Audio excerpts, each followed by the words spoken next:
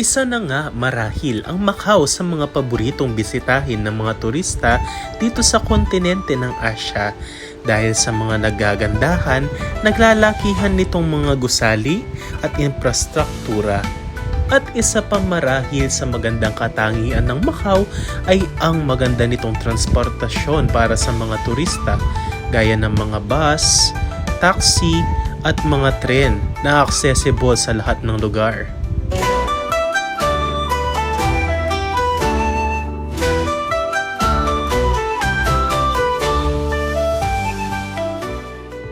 At lumipas man ang panahon, nananatiling kitang-kita pa rin ang bakas ng mga Portuges dito sa bansang Macau dahil matagal silang nanirahan at nasakop nila ang bansang Macau ilang dekada mula ngayon. Tinagurian ding capital city of gambling ang Macau dahil sa mga maraming kasino na nagkalat sa lugar na ito. Dahil sa Macau ay matatagpuan ng humigit kumulang 50 mga kasino na magkakatabi-tabi lamang. Ngunit sa kabila ng kagandahan na tinataglay ng bansang Macau na pagtatagpo ng Europa at Asya o ng Portuges at China sa bansang ito ay meron pa ring natatagong lihim ang kagandahan ng lugar na ito. Tara't sabay-sabay nating alamin ang sikreto ng bansang Macau o tinaguriang Las Vegas of Asia. Tara, ito ang kwento ko. So, nandito nga pala tayo ngayon sa San Malo o mas kilala din sa tawag na Senado Square. Monday ngayon pero nakikita nyo naman napakarami pa rin turista. Kaya sa ating paglalakbay ngayon sa Macau, tara samahan ninyo ako.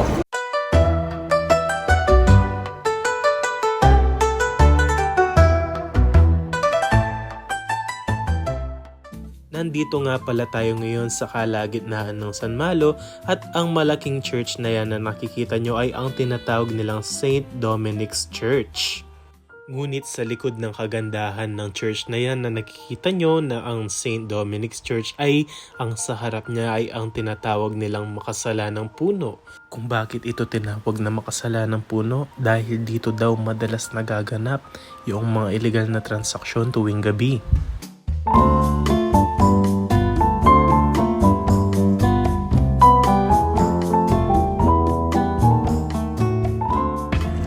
At nag-stop over nga muna kami dito sa may MGM. Ayan, kung gusto nyo libreng merienda, punta kayo dito. Kaso bawal mag-video sa loob. And nabigay sila ng bread. Hindi ko alam kung ano laman niya. Tingnan natin. Parang hopya. Matamis siya na parang may baboy. Hopyang baboy. Siyempre ang signature milk tea ng MGM.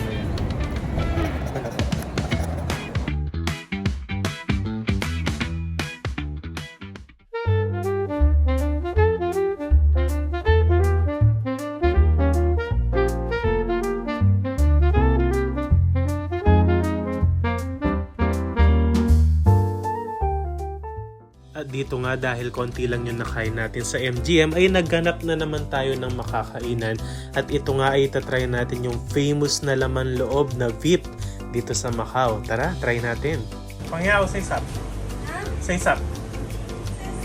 Kaya dito tayo ngayon sa bilihan ng beef soup.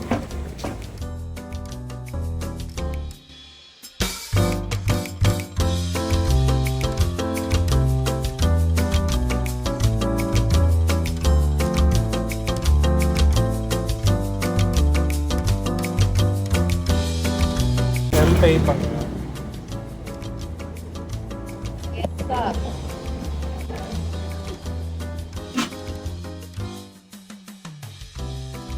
Tingnan natin siya guys.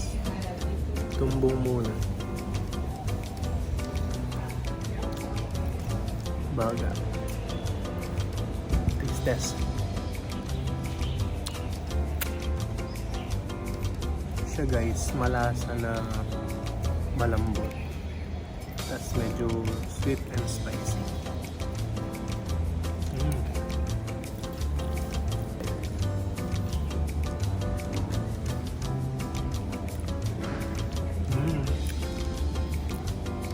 Dito tayo sa park.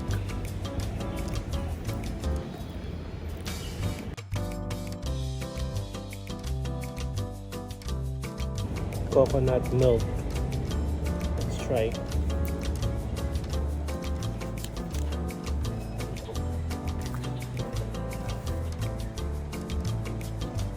Low-key na may lasang konting coconut. Not bad.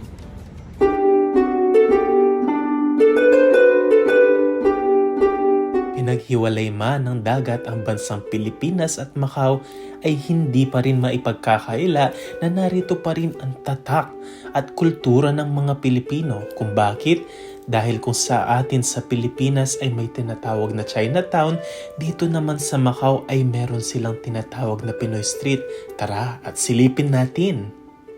Kung sa atin sa Pilipinas, pagising mo sa umaga ay meron na naglalako ng pandesal, dito naman sa Macau ay may iba't ibang klaseng pwede kayong mabiling tinapay gaya ng pandesal. Dito lang yan sa may Philippine bread, gawang Pinoy at tatak Pinoy. Kung merong produkto na pandesal na gawang Pinoy ay hindi pwedeng mawala ang tindahang Pilipino gaya nitong Market 17 at nitong OFW Mini Mart na nag-i-import na ng mga Pinoy products galing sa Pilipinas.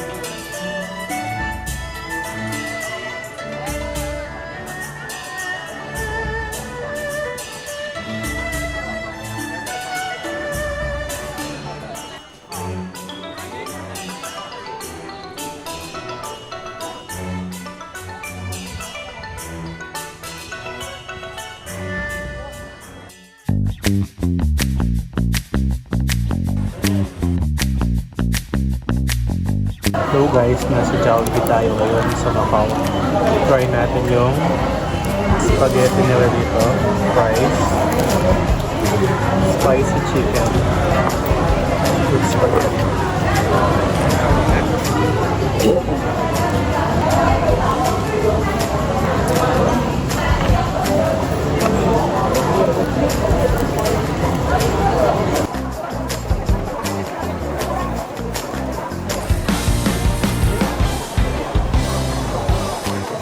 Hello guys, kakatapos lang natin mag-Jollibee at ngayon McDo naman yung pupuntahan natin. Gagamitin natin itong voucher. $50 voucher na binigay nila sa atin. Let's go!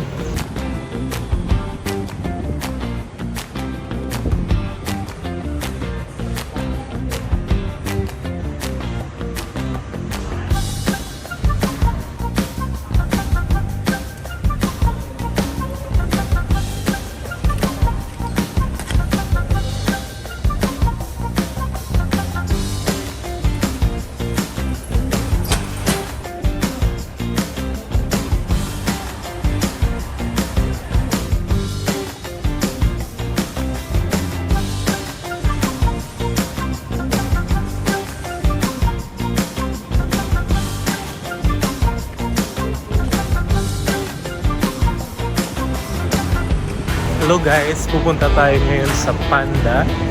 Dito yan sa may paakyat ng Inhao Temple. Yan, ito yung view natin.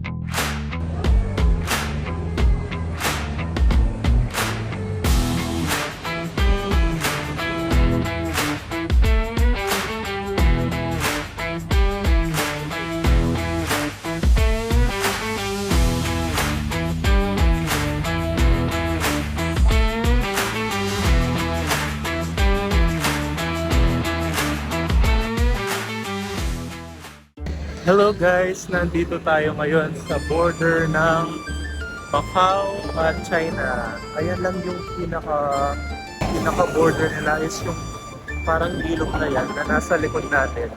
Yan na. Paglipat mo dyan sa kabilang yan, via ferry or anumang mode of transportation na pwede mo pang sakyan dyan, is China na siya kaagad.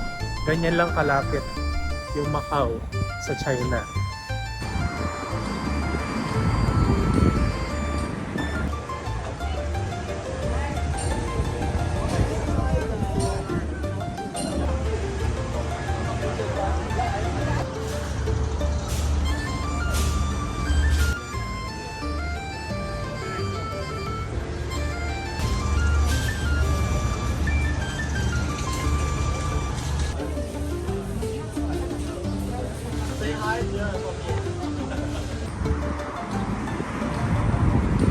Gaano man kaunlad at kayaman ng isang bansa ay hindi pa rin maipagkakaila na meron pa rin naiilan sa mga mamamayan nito ang kinakapos sa mga pangangailangan sa pang-araw-araw.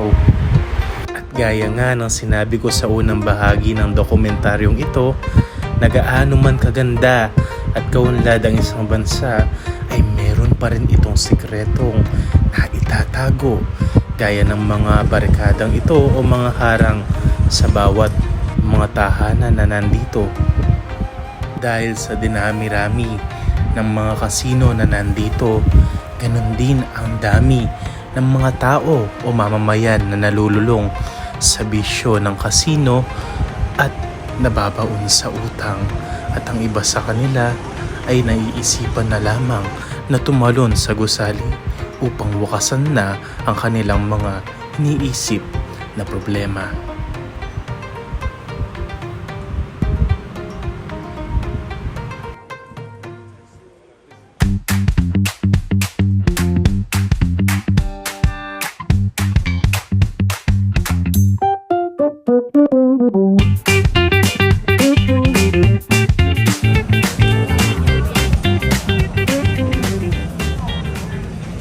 So nandito tayo ngayon sa last stop natin sa Bara, sa food court ng Bara, at ngayon nga ay magpo-food trip tayo dito at ito yung mga nabili natin.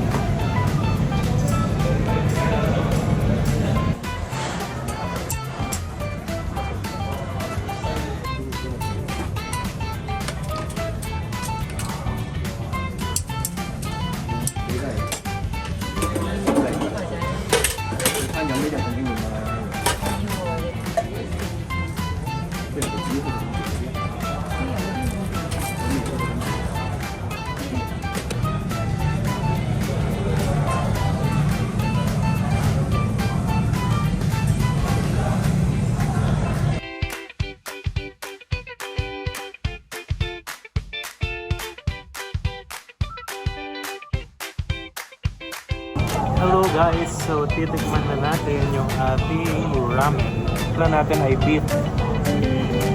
Beef.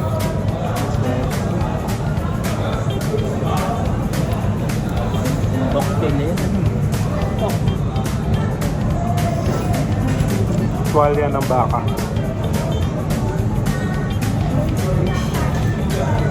Fried noodles. Ano yun ate? Taga. Iparorotel tayo.